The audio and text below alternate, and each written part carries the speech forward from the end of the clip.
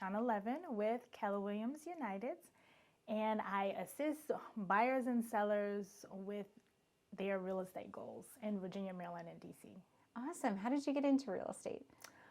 I actually assisted my cousin in real estate. This was many years ago, over 20 years ago, and I was her assistant, and I said, oh, well, I should get my license. I was actually in high school at the time.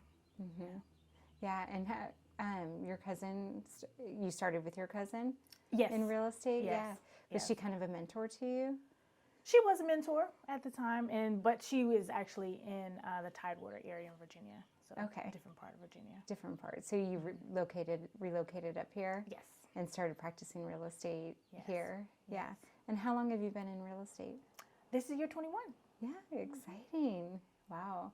And I see you have an amazing book right here. Is this a collection of your experiences of 20 years in real estate? Tell me a little bit about that. So the book is called The Cost to Close. It's available on Amazon and Walmart, different places, Barnes & Noble.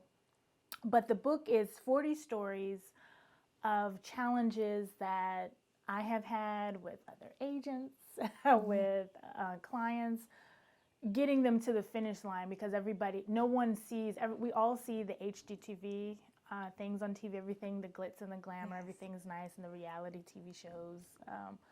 But you don't really see what goes on behind the scenes. Nobody tells you, well, what do you do when your client does not get their loan? Can we switch it? What are the solutions? So that's what the book is about. It's not all bad stuff, but it's, the challenges and how do you overcome it, and then the solutions. And at the end of each chapter, there are many chapters. The longest chapter is the first chapter. But at the end of the chapter, I have something called Think Beyond the Story. And closing points. So it's like, okay, how do you create systems to not have this happen in your business again? I'm not saying that this is like a pill that this can't happen to you, but at least you know, if it happens to me, now I know what to do. Because I wish this book was around when I got started, because it isn't anything like What motivated you to start this? I always wanted to be a writer, believe it or not. I actually wanted to be a romance novelist. Yeah. I could see that. Yeah, I always wanted to be a romance novelist, and I just felt that the story needed to be told, because nobody tells you these things, but you want to know. Things happen to people, but I feel like I didn't just go through this just to go through it. Right. I went through it to tell the story to benefit someone else. But everybody's like, oh, well, I had to be vulnerable. Sure. I will say that, because it was hard for me to write, because I was like, well, how much do I really tell them? Because there's a lot of things in the book, but there's a lot of things that aren't in the book either. Sure. But I wanted it, and it also has analogies, so you can relate it to real life. Like I have an analogy about golf and how that relates to real estate. So it's a page turner. Not just because I wrote it. It's good. It's good. What's the analogy on golf? I'm curious now. The analogy on golf, that is, I'm trying to think, which story is that? That's the story about like how it plays into real life. Right, how it plays into real life. So it's about getting from the different holes of the course, but it's for a new construction. Oh, okay. I like that analogy. Yeah. Are there any other stories that kind of pop out in your mind from the book, like a buying, selling story? Buying, selling story. Yes, the first one, the circus. The circus? Can you tell us a little bit about it? Give us a little teaser.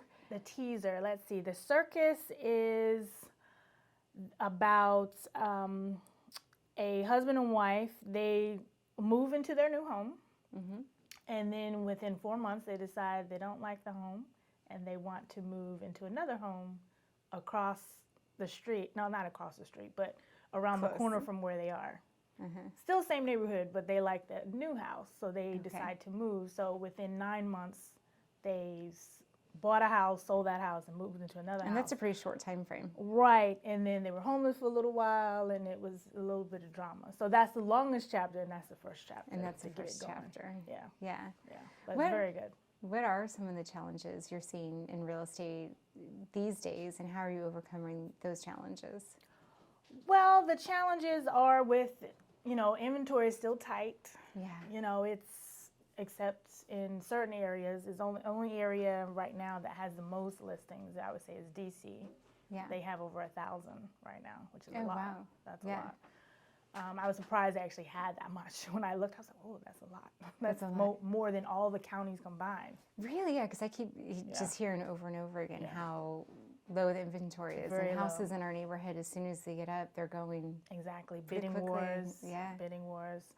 So I will always tell my clients, you know, in this market, well, you have to be prepared for a bidding war. People say, oh, I don't want to get in the market with a bidding war, but you can't predict that, but you know, you have to be able to, my job is to find them what they want, or find out what they want, and then pull them into reality. Right. Yeah. Of what they actually can do. Well, I think that's a good statement, because I think there is a false reality of what. Right. And if you tell me, is okay, well, I obtainable. want to spend $2,500, but then you're telling me you want a $600,000 house, that's just not. The math doesn't really add up on that. As they say, the math isn't mathing. Yeah, that's not going to work based on the current interest rates. I mean, yes, you can buy your interest rate down, but then if you buy it down, does that really make sense? So my job is to tell them everything, not to overwhelm them, but it is a lot of information that they need to know, and to find out whether this is really the right time for them. But then, when is the right time? Right. Yesterday was. So it's my job to tell them what they're up against, so they're not surprised. So let them know, more than likely you're going to be in a bidding war, and what that looks like. Are you prepared? Because if you're in a bidding war, like this is like in COVID time. Mm-hmm. But I had a client one time, I said, well, you know, they weren't, the fact that they found a home every time we went out, but, you know, it kind of got frustrating because they weren't willing to do this, and then they changed their mind, okay, well, we'll do this. So you make certain concessions, but it's like, well, every time, this is the neighborhood you want, but every time you go into the neighborhood and now it's a new home, now the price is up. Right. The price increases. So then it's one neighborhood they wanted, they were priced out completely. So then they couldn't even buy. So it's like, could you have just spent the $25,000 and got it in the beginning, but you weren't really willing to do that? So. Yeah. So it's a lot of managing the Expectations. Right. Yeah, for sure. Yeah. And how's the recent lawsuit kind of playing into this, and in real estate in general? What are your thoughts on that?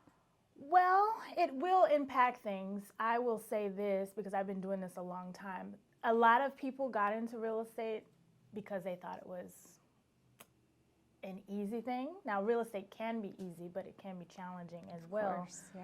But it will basically help people sharpen their skills, and you have to show your value. Because just like we go to, you know, Nordstrom's, you know, you want, they roll out the red carpet for you. So you need to be able to showcase your value to people and explain, why are they paying you this amount? So that's what agents are going to have to do, which I do. Which you do, yeah. I want to go back to the book for a little bit. Okay. How long did it take you to write all of these stories? 3 years of my life. Yeah.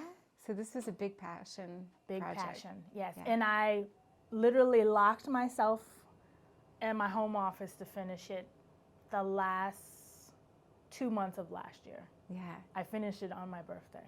Oh, how did that feel? Yes, that was a huge accomplishment. Yes. Did you like close it and pour a glass of champagne? I did. Well, I made a martini. But yes. Same thing, right? Right.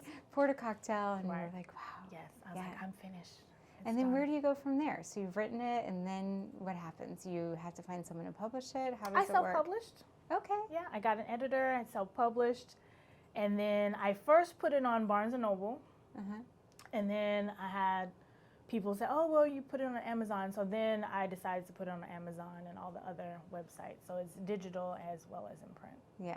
Yeah, still waiting for the hardback to get approved. I have one, but. Yeah, this one. Yeah, that's awesome. Yeah. And when was it all finished? How long has it been out? It's been out, when did it come out? March 4th? Yeah. Oh, recent. just like, this is Recent. new. Yeah, this recent. is like, yeah, that's recent. so exciting. Yeah. Congratulations. So this is like book, this is month 2.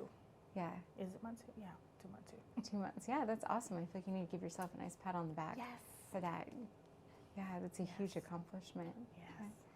So tell me a little bit, business-wise, what are you doing for marketing and advertising these days? What's working for you? What's not working for you? What trends are you seeing?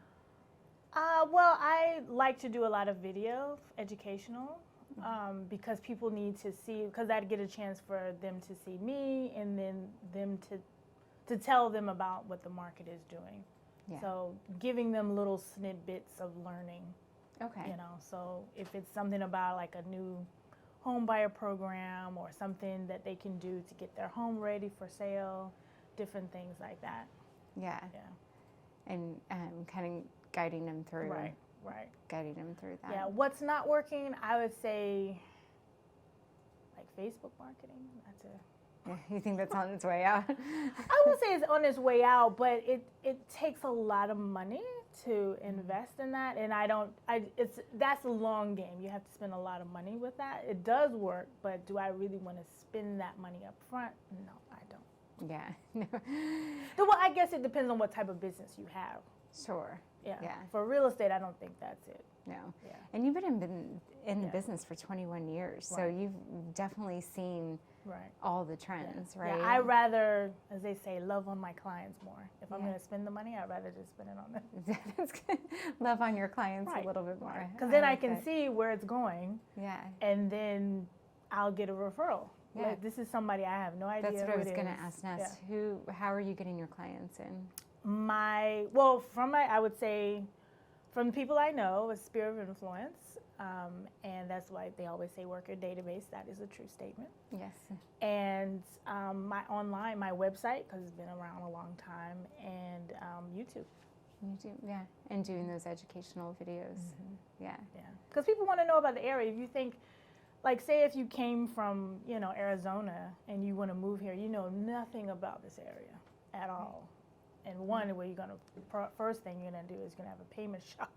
Yes. It's like, how much you want for a house? People coming from out of state, yeah. How do you navigate that? It's challenging, but I guess prices are a lot more than what they used to be. Mm-hmm. So it is a payment shock, but it's not so much of a payment shock like it was like 10 years ago. Yeah. Where we live, we could spend, $250. Well, and they could have a pool in a backyard. Exactly. Yeah. And it's like, well, I would buy that house if it was a $300,000 house with a pool and a 4-bedroom, 2-car garage. Yes. I want a yard. I want this. Yes. Can we just transplant that into this area? Yes. For $400,000. Right. Yeah. Yeah. But my job is to educate people and tell them, okay, based on what you said, this is what you can do. Is this the right time? Yeah. Maybe, maybe not, and that's fine. Yeah. And then also, is it a good fit? Because I don't want everybody that I meet work with them. Sure, I understand. Because it may not be a good fit. It may not be a good fit. You gotta jive together, and it's a very personal relationship, right? And it's a business relationship. We're bonded. Yes. For how long it's going to take until the end. And you're dealing with people purchasing the biggest investment of their life, right? Very emotional. Yeah.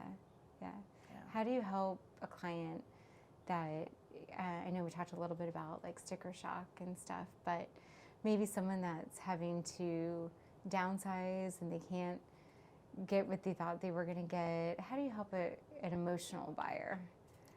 That's challenging. Well, first we have to let them know what reality is.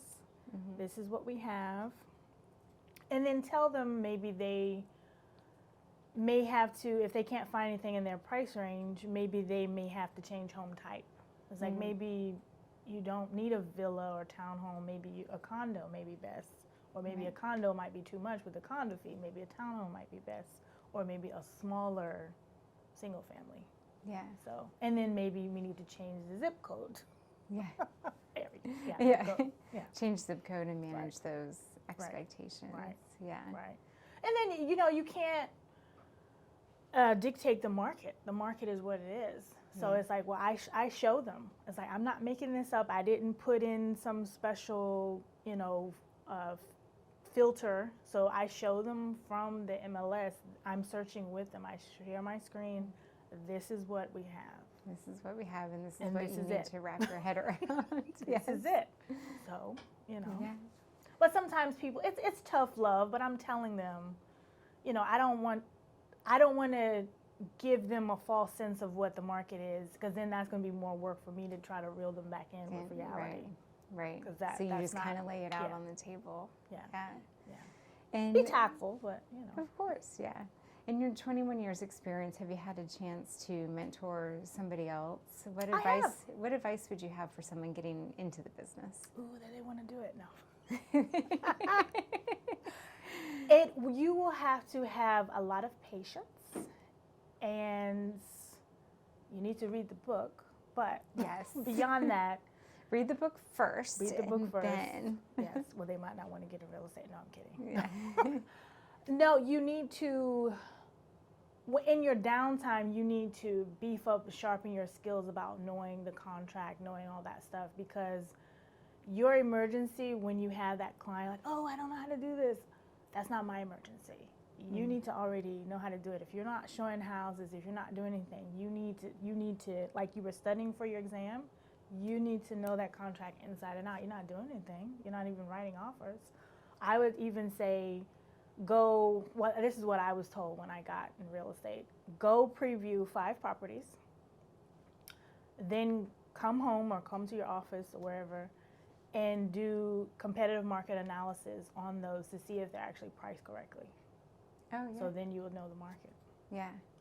And that's probably a continuing process, right? Because it changes all the time. Yeah. Like especially if you're trying to develop a farm, you should know that market inside and out. Or even the properties near your office, you should know them. You should know what's around your market. Yeah, absolutely. Yeah. How do you feel about home staging these days? I know there's been. Oh, I love home staging. I actually home stage. How do you feel how important is that in the sale of a house? I would say 100%. Yeah. You have to do it. I've just noticed it's more and non-negotiable. more. I've seen so many photos with like the AI staging. Is non-negotiable. Yeah. My clients, they have to do it. Oh, so you make it as you do. Yeah, it's a must. It has to be decluttered. You cannot see, the baby as from they were an infant to 17. Like all that. Oh gosh, has to don't go. walk in my house right now.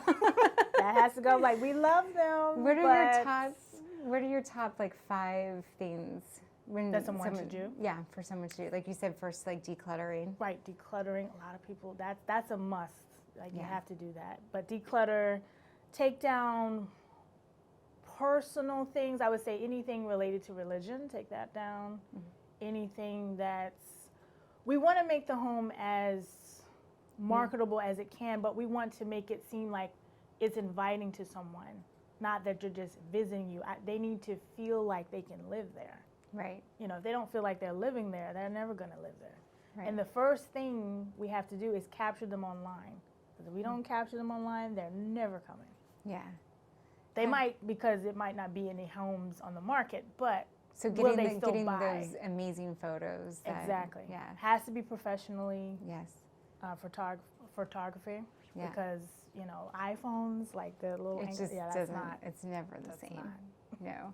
What about paint colors these days? I feel like I'm seeing a lot of like agreeable gray, just like painted throughout the house. I think gray is kind of played out. Yeah, I agree. Yeah, I like whites. Yeah. Which some whites are grays, but agreeable gray, that has to go. Do you recommend people just kind of paint the whole house, start with a blank slate? Depends on the budget, so we can make it. I try to use what they have and try to stage around that, but sometimes it's a must that they paint. Yeah. Like even if I have to roll up my sleeves and do it myself, it needs to be done. Yeah. Yeah. When it's got that like. Yeah, because people don't want to paint. No. Like I showed a house, this was a couple months ago, and the client, it was like, oh, well, we love the house, but it's just every room was a different color. Yes. And they had the 2-story foyer and the 2-story family room. They're like, well, we don't want to paint that. Yeah. That's a lot of money. It adds up. Yeah. Yeah, those and every room was a different color. They had orange, they had green, they had purple in the bedroom. I feel like that was a theme back in the day. Why did we feel the need to paint but this house every wasn't room? that old. Yeah. This house wasn't that old. Yeah, I think it's an old school thing to paint. And then the agent all was the rooms surprised when I called. colors. He's like, oh, what does your client feel about the house? I said, well. They're going to be doing some work? They said that they didn't want it because of the paint. And that client actually decided that they wanted new. Oh, and that's what they did. So it did make a difference on that sale. Yeah. Wow. But that agent did listen to me, and they painted, and it sold. And they sold. Good. Yeah, because he was like, I don't know why it's not selling. Well, You got to throw some money into it. Declutter and depersonalize, but the paint didn't really help. Yeah. I think people, because the inventory is so low right now, people think they can just pop up the houses and not have to do anything. But people really are. It's going to sit. Yeah. It's gonna sit. So 21 years in the business. Yes. You've written a book. Yes. Where is ReShawna going from here? Where am I going? Well, book 2 is coming out. I'm in the process of writing it. That's awesome. That's that. Mentoring, I want to sharpen my skills on public speaking. I feel like I feel like that's where I'm headed, like a mentor, like a motivational speaker. I could see you doing that. Yeah, that's the future. That's where the I see future. myself, Do we have a on title for the stage. book yet? Yeah, I want to do it. I don't know if I can say it. I want to do a TED Talk. A TED Talk? Yeah. I believe in manifesting. Yeah. So I think you can just say it. Yes. That's a goal. And maybe one day it will happen. You never know. That you could be up on that stage talking about real estate with 5 books under your belt. Right. Right? Right. Do we have a title for the next book? I would say The Cost to Close too. So it's I already had, these are the stories that didn't make it to this book. So I already have, that I know of, 25. So I don't know if I'm going to keep the series, like 40 stories, but I chose 40 because that's how old I am. But I just cut it off at 40, but it was supposed to be larger. Well, that's 2 stories a year, so. Right, yeah. Yeah. Yeah. I mean, that's probably just the tip of the iceberg. Right, exactly. You yeah. probably have a lot more. And it's still stories as we speak. I was like, oh, that needs to go in there. Yeah. Do you have any clients being like, wait a minute, that story sounds like me? No. No. No. Yeah, because they don't. Nobody wants to have to go through what we went through again. Right. Yeah, nobody wants to have to deal with that. Yeah. Some things are unavoidable, but So this is a book of collaboration of your stories and advice and all the things. Yeah. That's awesome. Yeah, I'm excited. As we kind of wrap up here, are there any last parting words you'd like to leave us with? Some last parting words. Mantra that you live by? To just go after what you want to do and be aware. That's like my word for the year. Awareness of whatever that is. Be aware of what you need to do and then just go do it. Yeah. I love it. Get out there and get it done. Yep. Yeah. Well, thank you for coming in today. Thank you for having me. Thank you for sharing your story. It was a pleasure. Thank you.